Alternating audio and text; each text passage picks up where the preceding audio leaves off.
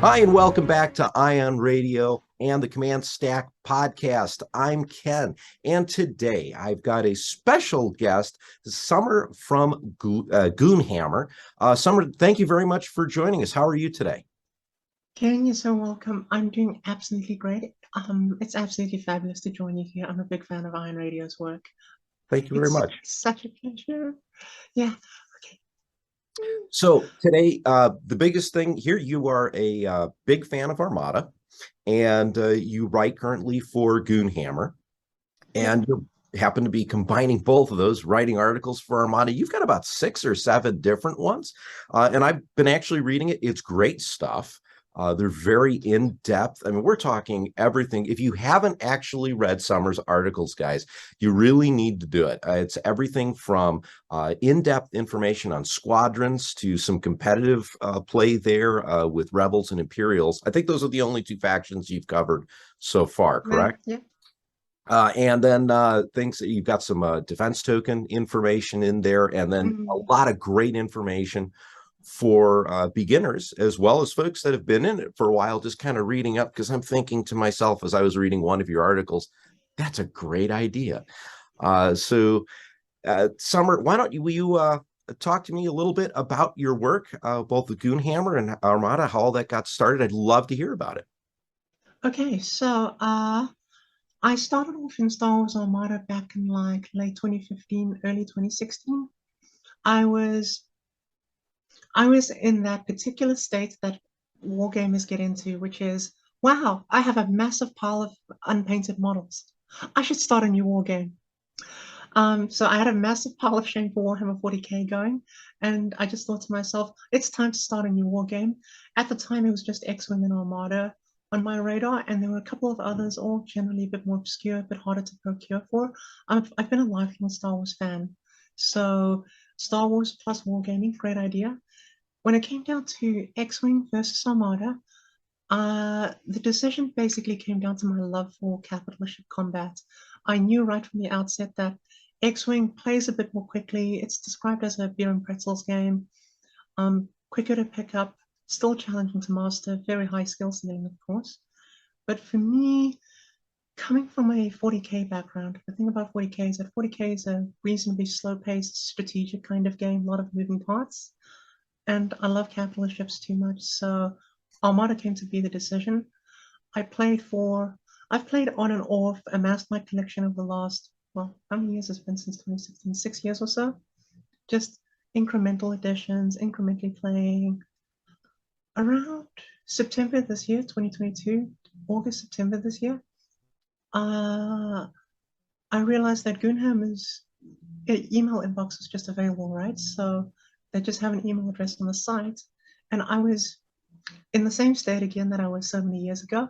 I haven't painted all my models. I should start a new game. And Goonhammer had the most amazing getting started guides for like getting started with bolt action, getting started with, I think we have one on Infinity, and so on. And I was just reading those, perusing those, my wallet in the corner, weeping at the prospects of what I'm about to do. And then I got this idea that, like, wait, what if I sent in an email and I just pitched, what if I write getting started Armada? Because I see Armada is not very well represented on the internet, unfortunately. X-Wing is still fairly popular. Armada is kind of like the little kid in the Star Wars wargame family, and it's my baby, so I'm going to pitch it and I want to put it on my radar. Signed up, amazing team. Um, got the things rolling over the next month or two, and now I just publish regularly with Goonhammer. To introduce Goonhammer.com, that's Goon, Hammer, Hammer, is a tabletop media website. It's an online publication. Our main focus is tabletop games, so mostly role-playing games, board games, actually mostly wargaming, then role-playing games and board games. And then we specialize in longer form, higher detailed writing. So we try to avoid clickbaity, fast click listicles type content, and we prefer to angle ourselves to long form analysis, breakdowns, current events, and some longer form hot takes as well. That really appealed to me because I wasn't interested in writing like top three ordnance upgrades for Armada or anything. I wanted to just really get into the teeth of it. I've been a long-time Goonhammer reader, so when I pitched with an expectation and a hope that they would take me to and add me to the pool of writers. They did. Life's been going on. I currently write about 3 times per month for Goonhammer. I get about 3 articles per month for Goonhammer. We mentioned that so far I've only covered Republic and Empire. Sorry, we've only covered Rebels and Empire. Galactic Republic should be the next article going up. Faction-focused Galactic Republic should be the next one in the queue, followed by my overview of the Republic fleet, and then we'll resume strategy coverage. My work for Goonhammer, am I dragging on too long? Oh no, by all means, keep going. I'm loving this because I'll interject here because the one thing you brought up was that Goonhammer does these long form articles, and that was one thing I noticed when I first started reading your articles. Maybe you had 2 or 3 out when I found your articles, and I just started going through it. And I think your latest one is that the Squadron one. I think the next one is fleet building with squadron support or something like that. Right. Yeah. And I was going through it and I'm thinking, wow, that's interesting. That's neat. And then it kept going. And I'm like, oh, let's keep on. Keep going. And there's so much that you pack into these, but it's not like a Reader's Digest version that's condensed into 4 paragraphs. You get the full novel, so to speak. And actually a great resource when you want to read through it. And then the way they're sectioned out, you can kind of find the information you want as well. So definitely credit to you in your writing in one end. And by the way, the one thing in your Squadron article that stood out to me and then made me actually really laugh out loud was, I think you titled one section "Read the Card." And yeah. And I'm as anyone that's watched John and I play, there's probably about 5 different upgrades. We read the first half of the card and ignored the second half, and then someone pointed it out, and months later we fix it. But that's our filming schedule. But anyways, please go back on to where you were going with Goonhammer and your work. Sure. Yeah. So I may have lost my train of thought over there. All right. So my work for Goonhammer is I start off with my initial ideas of like getting started, dipping people in, introducing Star Wars Armada, and then I already had a lot of ideas in the background plan for like how do I fill out the content, what do I want to add, what do I want to do, and the long and short of it is my focus area in Goonhammer and writing for Goonhammer is to write long form in-depth Star Wars Armada content that is detailed but accessible to both new and fairly experienced players. I don't claim expertise in the tournament circuit. I've never been to a tournament. I've never played ultra hardcore tournament Armada, but I want to produce stuff that is valuable for new players who feel a bit overwhelmed or want to know where to go next. And I want to produce things that might give some insights to more experienced players, some little aha moments of I didn't think of it that way. That's really cool. If it's not surprising, I am a researcher. I'm an academic by trade, so there's a lot of that's where most of my style comes from. It can be a little dry at times, but it's organized, it's orderly, it's concise, and all of my statements are justified. So I'm bringing a bit of my real world expertise into it, and that's the gist of what I try to write for Goonhammer and how I ended up there. So just to piggyback on the academic side, I'm just curious, what's your general field of research? Psychology, specializing in healthcare research. So cool. Research on the research on the ins and outs of healthcare and wellness, people's experiences of the medical system, and so on. That's neat. That's really cool. That's something the world definitely needs a lot of, to be sure. So especially after everything we've been through in the last 2 years. So how did you actually? You initially said you got into Armada because you were sitting there looking at your pile of minis that hadn't been painted. And you're right. Every war gamer is at that point. I know I have boxes of stuff that I've owned for 30 years that are just sitting there in the corner asking to be painted. Some of them haven't even been pulled out of the shrink yet. So that's kind of where you got your start, was the capital ships appealed to you and you didn't feel like painting. These were pre-painted. You want to jump into the game. So I kind of got that gist. So now that we've kind of talked about how you've gotten to Goonhammer, how you kind of started with Armada, I want to talk a little bit more into the Armada side of things. So let's take a look at what you think your play style is when you get a chance to get your ships onto the table. What are your favorite fleets you like to fly? I'd love to hear what you're thinking there because you write about a lot. What is it that I you do, actually like to yeah. get on the table?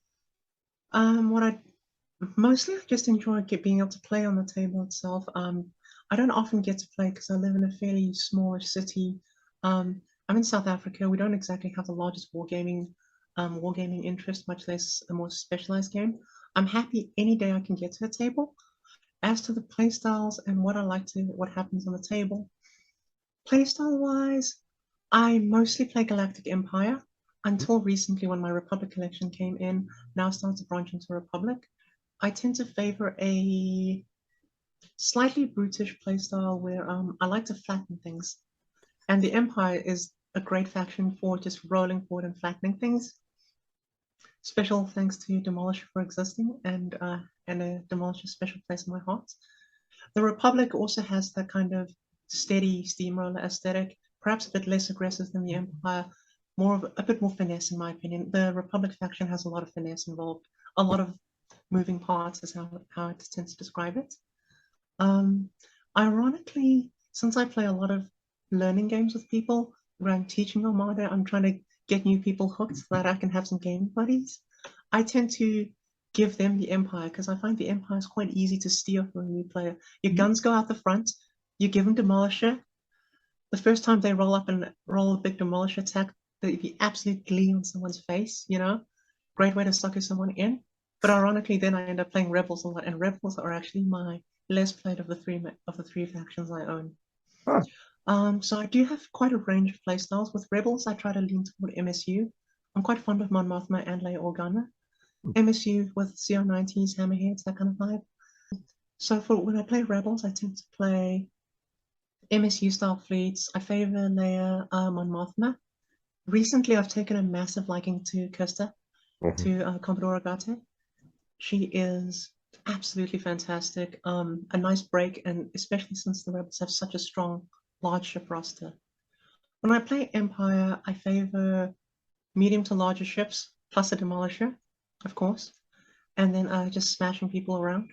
With Republic, well, what normally happens is I start losing ships pretty quickly because Republic is a very challenging faction to play. I Even when I'm not playing Republic, you can find me plowing my ships into asteroid belts, forward deploying my squadrons. There's always that moment where, aha, I'm a genius, and then your capital ship drives into the squadrons and gone. I still make some rookie mistakes. I still make quite a few rookie mistakes. My running philosophy when I write for Goonhammer is I'm trying to teach this stuff to other players because it's too late for me. That's my main philosophy. So I think that's a pretty good summary of my kind of play styles and my likes, ins and outs. I tend to favor ship combat over squadrons, right? Oh, this is going to turn into a tangent. I'm kind of a naval history nut as well. I really enjoy the history of naval warfare, particularly 20th century. And I'm one of the naval history nuts who thinks that naval aviation ruined warfare on the oceans, and it took away any opportunity we had at having nuclear-powered railgun battleships and proper decisive naval battles. I think that naval aviation, while incredibly effective and commendable for its achieved, is such a pain in the ass for a good old slugfest between battleships. And I recreate this strong opinion of mine through means like Star Wars Armada, if that makes sense. It totally does, and I am in agreement with you because as much fun as it is, 'cause I love playing naval World War II games.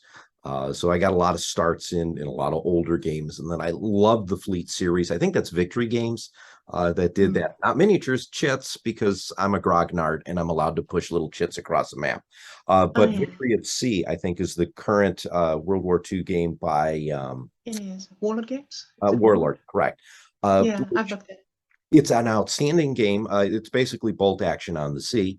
Mm. But and now we're going off into a real tangent here because now I'm thinking Hell about the yeah, let's do campaign it. operations, which is also great and how they work in the different fields of play into a campaign map. But anyways, as before I get into too far of a tangent, yes, one of the things in Armada that I think is a little overpowered, perhaps, is when squadrons go and eat ships alive. I guess part of that, Yeah, though, is we have to remember it's a full squadron of ships, not just two or three. it But is. I don't know. I agree, though. I would love to see rail guns on battleships. That would be really Mm, cool. Perhaps yeah. this is a great segue for like Warlord or one of the big gaming companies to come up with the alternative naval history of the world without aerial combat. Right. I'm so here for that. I'm 100% here for that. I lament the loss of the great big gun battleships to the horrors of the piddly torpedo bomber, those dishonorable little things. See, I am It's a very all with tragedy. you, and maybe I can convince John to play Armada without using any squadrons. Um, no, that's the best part of the game for him, and the worst part of the game for me. Yeah, being on the receiving end of a squadron alpha strike, hideous, awful. Like, why are these piddly little things just deleting my fleet systematically? I do, as you say, try to remind myself that the single TIE fighter base, that the single little piddly TIE fighter base represents a mid-sized ship's almost entire complement, all of its launch bays emptied, dozens of TIE fighters, dropping off their clamps and bolt and screaming out of the hangar, dozens in a row. I'm trying to remind myself of that, but on the table I just see these little three things on the little peg, and I'm just like, why is that removing my ship? Why am I supposed to Yeah, remove my ship for you? yeah, yeah. I am 100% with you, Summer. I think we should start a campaign to change squadrons in Star Wars Armada, and it'll never Yeah, happen. It'll never happen. it No. won't. But yeah. But that's okay. There's things we can do with Star Wars Armada that still include squadrons and great play. You mentioned Demolisher being one of your favorite Mm. ships. Have you ever had that opportunity to really get that great double arc Demolisher, three shots in a row type thing? The triple tap. The triple tap is absolutely magnificent. I don't get to execute it too often because, like I said, when I'm playing learning games, I usually hand my opponent the Empire. And if I'm playing Empire in a learning game, I don't triple tap the new player. Bit rude. Obviously, triple tap is a lot more difficult these days, ever since the one of several demolition nerfs that were, in my opinion, necessary but unfortunate. A fantastic ship. Yeah, I think actually probably by far the biggest nerf was probably unintentional. When the rule set changed to 1.5 and the evades became much more useful Mm, and the assault proton torpedoes became an exhaustible thing, it just yeah, it's too hard to get them off now. I think black dice yes. ships have seen they're not as good as they once were. My MC30, Mm. being a rebel player, MC30s running them in the torpedo frigates and getting three of them to attack something with tons of black dice uh, completely changes the calculus on how you want to do that. And I Right. know that happens with Demolisher also. It But does. I mean, that's part of the game. That's how we have to adapt. And who knows? Maybe Atomic Mass Games will make a change at some point that will Right. be good for these black ships or the black dice ships. I would hope for change. I figure as long as the constant we have is change, the game will stay forever interesting. I try to take an optimistic view of the state of play for Armada because we're in a content drought. But I try to take a cautiously optimistic approach and a hopeful approach. So now you've been creating content here on Goonhammer for Star Wars Armada for about 3, 4 months, give or take. I Yeah, think you started 3-ish months. sometime Yeah, July, August. So yeah. it's not been a long time, but I know a lot of people have been pointing towards your articles. At least I've seen it in various different discords. So kudos to you because you're clearly doing a good job. It might be too Hmm. early to ask this question, but have you noticed like an impact of your articles with people reaching out, asking you questions, and maybe even recognizing you when you do get an opportunity to play in the stores? What does happen is what has been happening occasionally, sometimes in the comments or sometimes in my DMs, I get people like linking one of my articles and saying, "Oh, this got me back into Armada. Um, I picked it up again because of this." That warms my heart so much. because there's nothing in the world I want more than to have more people playing Armada. Yeah. I haven't been recognized on the street yet. That terrifies me. I'm an anxious person, but if anyone does see me, do say hi. I'd be really surprised if it ended up in my corner of the world. Yeah, the impact I've seen is basically Armada players are, oh my goodness, we can be a little bit like kicked puppies that we play one of the underdog games and we're in a content drought and not as many people want to push the big spaceships around with us. So we kind of act like kicked puppies where anytime someone shows us kindness or fresh content, we're very appreciative. I feel that way, and I've noticed some people feel that way about my content. I'm just happy to be part of a bigger community, and I'm just happy to be doing something that people find helpful. No, like I said, I've seen a couple comments already on the various discords on how people like your comment or your content. And speaking of content, you've also recently on the discords put out some of your ships, and I'm assuming that you've got more than just one or two you've painted up. So many. Yeah, I'm actually a hobbyist and painter more often than I play because I can just pick that up anytime I'm in my room. I'm mostly in my room. Mhm. And yes, I absolutely love the painting side of Armada. Armada ships are great because, pre-painted, so accessible. They look good to start with, but they lend themselves to a very different kind of painting compared to, say, Warhammer 40,000. Armada works at a completely different scale. So you're trying to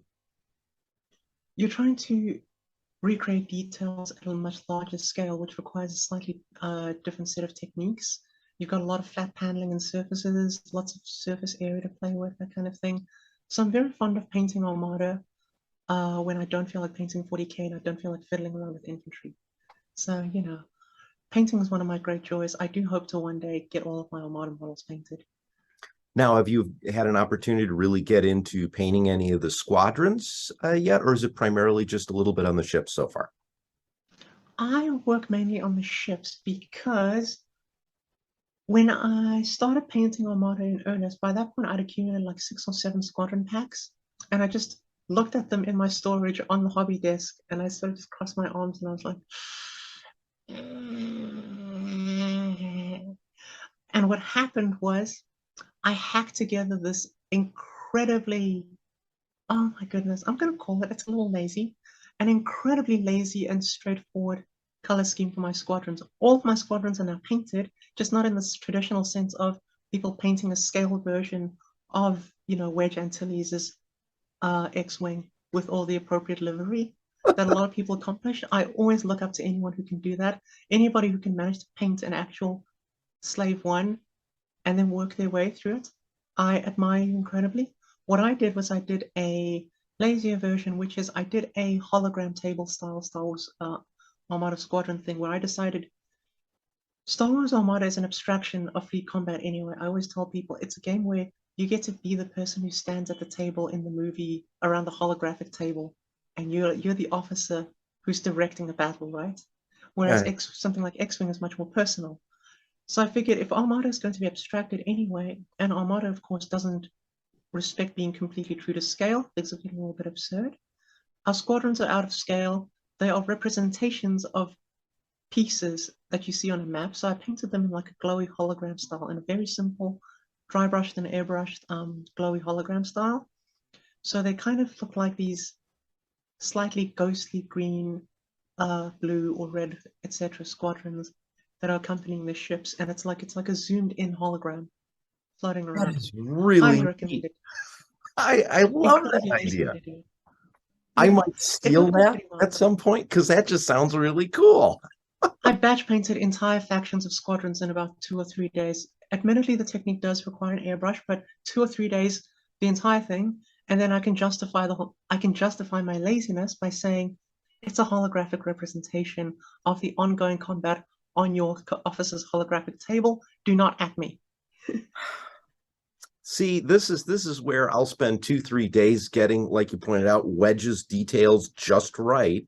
And Mm, going back to the original movie models and figuring out this is the color of the cockpit and right. spending hours getting the correct lighting for the engines of those X-Wings because I'm crazy and finding the thinnest, like 2 hair brush I can to try and get like the 2 stripes on the back to show who's red 2 and Luke's red 5, and you got red leader. Yeah.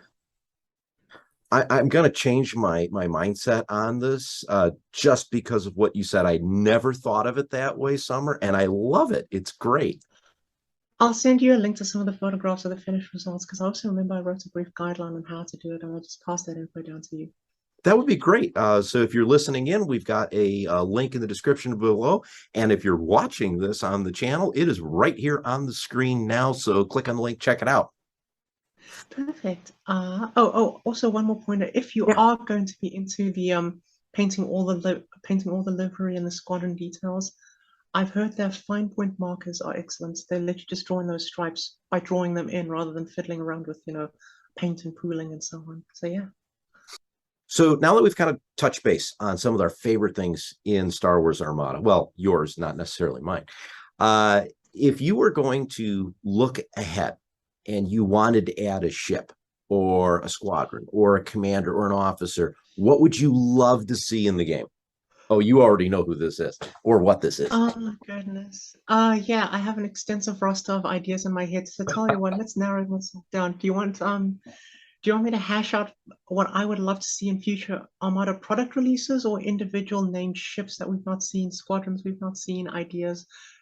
Pick a starting area so that I don't run away with this and we end up going another half an hour over, please. Fair enough. I tell you what, why don't we narrow it down to if there was an officer or a commander you would love to have in the game, what would it be? Or who would it be, I should say. I had a janky idea running around in my head that maybe that would be super cool. And I guess that's gonna tie into, oh no, it's happening. It's gonna tie into the single ship that I want to see most in Armada as well. So I'll start with the ship part. Dreadnought, Mm-hmm. classic. Because the way I see it is, as far as ships that Armada has not seen, Dreadnought, a staple in the Star Wars, in the wider Star Wars canon. It is currently canon valid because it showed up in Rebels, I believe, somewhere Yep, in the that code. last episode or 2. Mm-hmm. Bingo. So the Dreadnought is there. It's a potential candidate. And the main thing is it's for service with pretty much every single person in the galaxy who could afford it. So we could have our first 4-way cross-factional ship expansion. And I'm just like, why haven't they done this before? Why have the publishers not thrown out Dreadnought yet? A 4-way expansion, so 4 times the sales. You get one set of plastic injection molding equipment. You produce something that everybody wants to buy. And oh my goodness, and the other thing is it becomes a sales driver because the problem is people buy Dreadnought because they play like Empire or something, but then now they've got a pile of little unique cards and upgrades that are like CIS and Republic specific. So Dreadnought becomes the gateway drug into other factions. It's such a fantastic concept. So coming back to the officer, what I would like to see in an officer in that context would be mercenary types, non-faction locked mercenary types that bring some kind of utility to cross-factional play.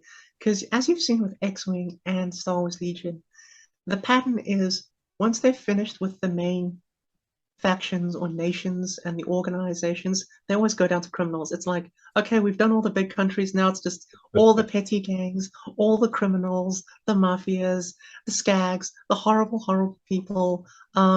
Turns out they've also amassed armies capable of taking on these big nations. You can build them, you can buy them, right? So I was Right. thinking something like Dreadnought could fit into that kind of lineage. You've got mercenary captains, pirate captains, as Legion players would call them, guns for hire, scum and villainy, things that can provide utility to everyone where it's needed. That would kind of be my dream. That would be my brightest dream. Is just something that just drives more people into the game, that gets every existing Armada player a little bit excited, and adds new mechanics that, of course, tie into existing mechanics without really shaking up fundamental rules of the game. I take issue with things like the balancing of both Gladiator and the Onager, because both of them allow you to sidestep fundamental rules of the game. As we've seen, the game was kind of built around its mechanics, and it uses those as a balancing requirement. So ships that can break the basic rules, like the length of the range ruler, or being able to attack after a maneuver, They can get out of control really, really quickly. So I'm a big fan of balance in game design as well. So there's my hot take for what I would like to see in terms of expansions wise or release wise for Armada. A four-way Dreadnought expansion with mercenary type officers that are cross-factional in play. I hadn't actually thought about doing the Dreadnought as a four faction ship, and that's a brilliant idea. I would love to see that now. Dreadnought, I would love to see just in general because I'm a huge The fan of Dreadnought. when that ship came out back in Mhm. 1992 with the Thrawn books. But I want to say of the most popular custom ship I have seen on the tables has been the Dreadnought, where people 3D print it and just substituted Mm, in for everything from an Architans to an MC80. So right? I would just love to. You're right. I would love to see that be an official piece, and I think it'd be kind of neat to have, four factions in one box, because then everyone's just going to buy it anyways. That would be such an opportunity. It would be so beautiful. And aren't the rebels just starving for another medium hull? Haven't we been starving in the rebels for another medium hull for years upon years upon years? Medium hull space is one area that, when you look at Rebels and Imperials, there's a lot of open area for it. Um, There is. and definitely with the separatists, it'd be good to have another medium-based ship in there. Public kind of Mm. has a good one in the Acclimator, personal opinion. Yeah, Uh, the Acclimate is incredible. it's a great ship, except when you're trying to make it turn around the table. I mean, it's a floating brick. Yeah, it's that I can't believe they made the Victory Star Destroyer, the Victory class Star Destroyer's maneuverability, and they added a notch of speed onto it. So it actually feels worse to drive at top speed than the VSD. It's incredible. It really does. It really Mm, does. But I mean, maybe that's an improvement depending on how you want to look at it in terms of the VSD. It can't go as fast because it won't run into asteroids as much, and you exactly, avoid that's your true. projector misaligned and, in my case, structural damages. Always, always pull those. Huh. My motto at the table is never not pull a structural damage. Never not pull one. Okay, you know what? Honestly, Always pull one. sometimes you want to pull those structural damages versus some of Yeah, the other ones. something absolutely horrible. We've kind of talked a little bit on how a lot of the games that you have played, you really don't get in the tournament scene, that you primarily play casual, and you do a lot Correct. of learning games. But some of your articles, you do talk a little bit about being in a competitive play market. So what I kind of want to talk on a little bit is to get your basic ideas on the importance of having both casual and competitive play. Mm. My input on that front is that having a vibrant mixed ecosystem of levels of competitivity is extremely valuable to the life cycle and survival of a game, right? I'm always of the opinion that the most important group are going to be casual players. And this is coming from someone who considers herself a very hardcore Armada player. My life revolves around it. I write for it, I create content, yada, yada, yada.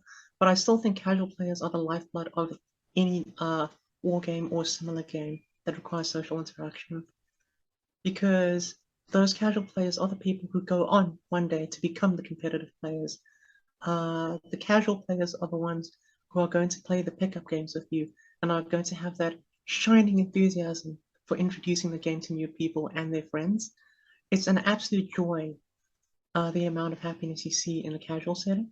Competitive settings are also equally important, in my opinion, because competitive and tournament settings, more so tournament settings, I'd say.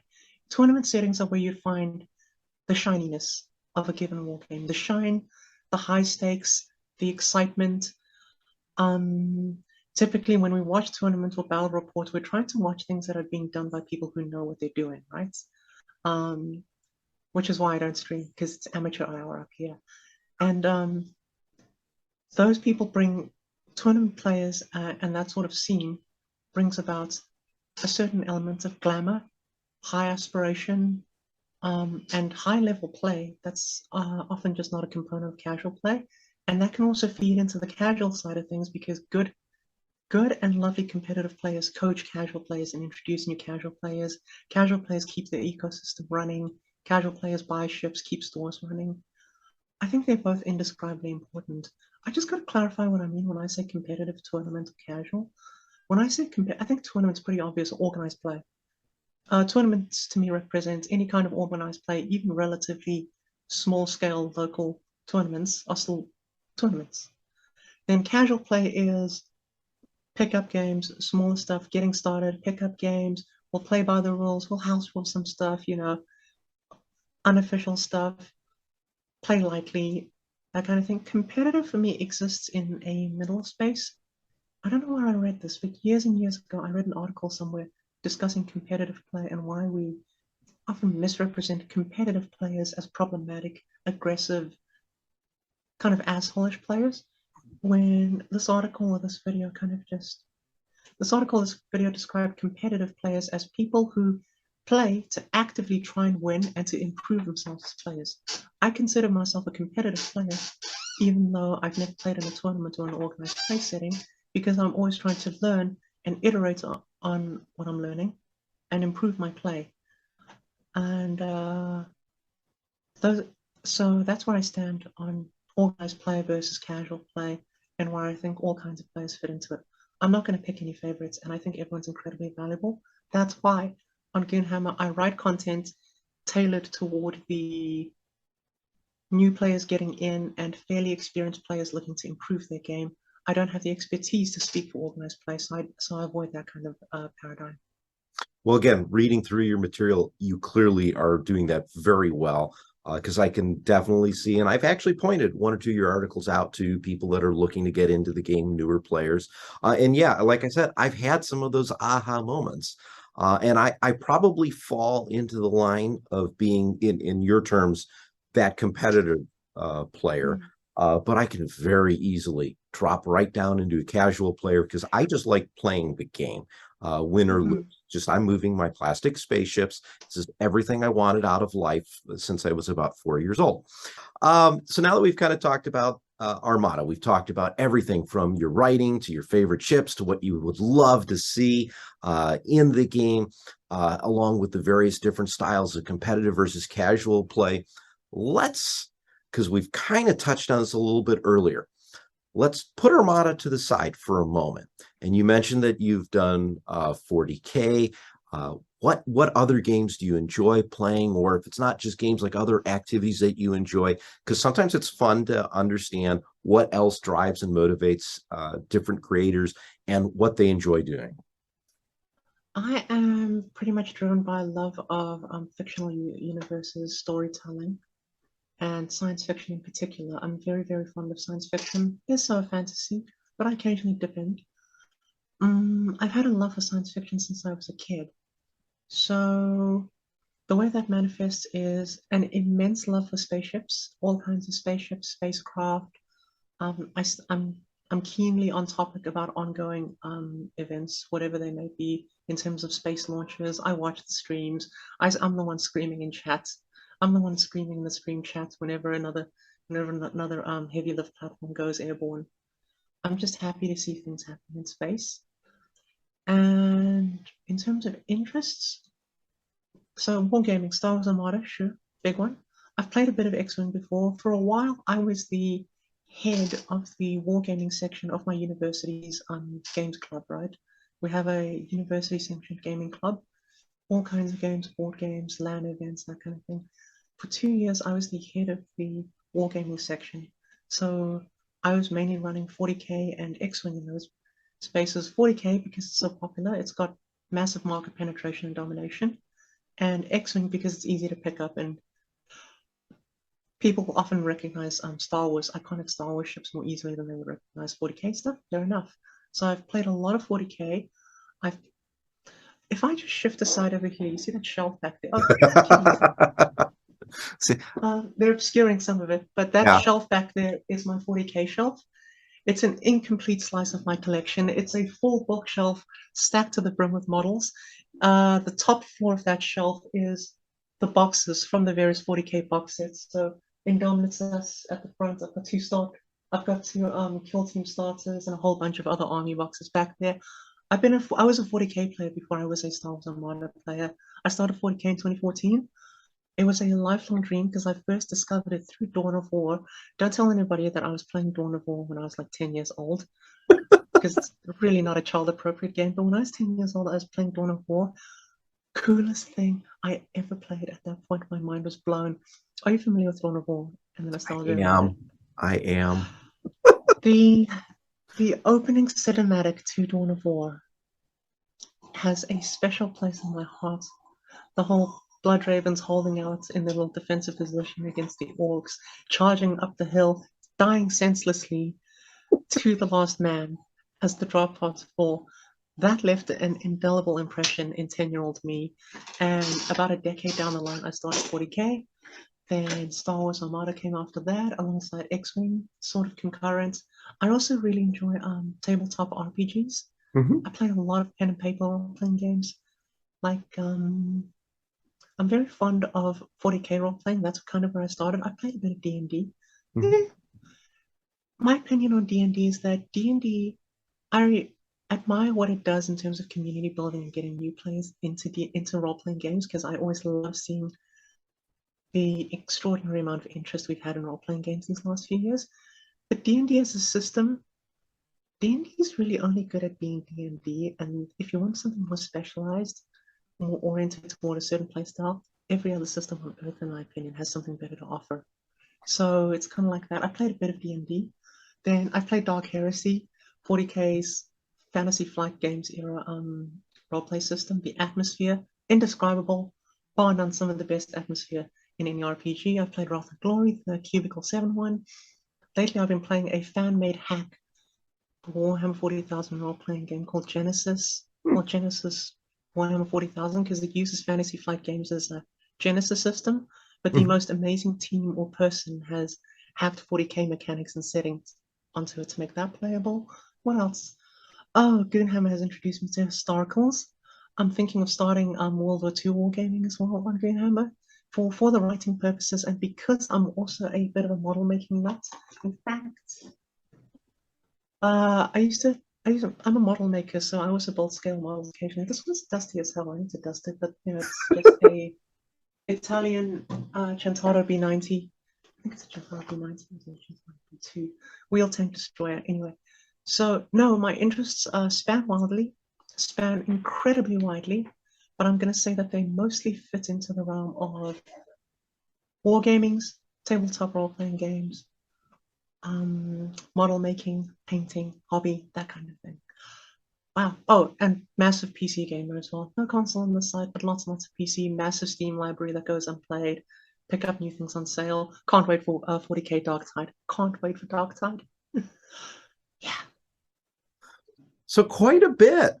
It's probably a good thing though that you have an apartment and not this giant house with a basement full of all your toys. Your wallet appreciates that, I'm sure. It really does. Yeah, my wallet so appreciates this whole thing. Oh my goodness. It's like that. Yeah, I've got a lot of basically very nerdy interests, and I just immerse myself in that. I tend to be quite an insular person, despite what some people perceive as a great deal of like confidence in public speaking or anything. At heart, I just like to sit at home, lounge around in bed, or relax and do my indoors hobbies. You'll notice I never cited hiking or cycling as any of my interests. They don't fall on the radar, unfortunately. That's quite all right. Everyone has their different areas that bring them joy. Yeah, And I think that's kind of one of the things that I like with the position that I'm in. I get to talk to various different people throughout the world and see what their interests are. And everyone is different and everyone has so much passion for what they really truly enjoy. And clearly when it comes to the model making and the various different sci-fi universes, that's what brings joy for you. And it's it great to see does. you get excited about that. And that to me is like the best thing ever. It's so beautiful, the excitement and passion of just seeing people talk about the things that make them happy. It's extraordinary. I wouldn't trade it for the world. All right, Summer, thank you so much for joining me today. I really want to express my gratitude and appreciation from not only just myself, but on behalf of Ion Radio and the entire Command Stack team for joining us and being able to do this interview with me. Ken, it's been an absolute pleasure to be here with you. Thank you so much for making my first podcast interview such a comfortable and warm environment. I'm a big fan of all of your work. I will continue being a big fan of your work, and I'm just so glad to get to talk about one of my biggest passions. Well, you're quite welcome, and thank you so much again for joining. I know we had to work some of the timing out, but we're very successful there, and maybe one day we will have you on again. And if you are, of course, ever in our area of the world, please feel free to let us know. We will have to get a game of Armada in. Absolutely. As soon as you said Chicago is a hotbed of Armada activity, one of the first things that came to my mind was, as a PhD student, my university will pay for one international conference, and I'm starting to wonder if Chicago is going to have any healthcare research conferences in the next couple of years. But we'll see where that takes me. You never know. All right, everyone. Thanks so much again for listening in or watching if you are on the YouTube. So I'm Ken. This has been my special guest, Summer. Don't forget to check us out on all of our socials. We're on all of the media podcasts from Apple to Spotify. You can find us here on YouTube. Check us out on Facebook, Instagram, and Twitter.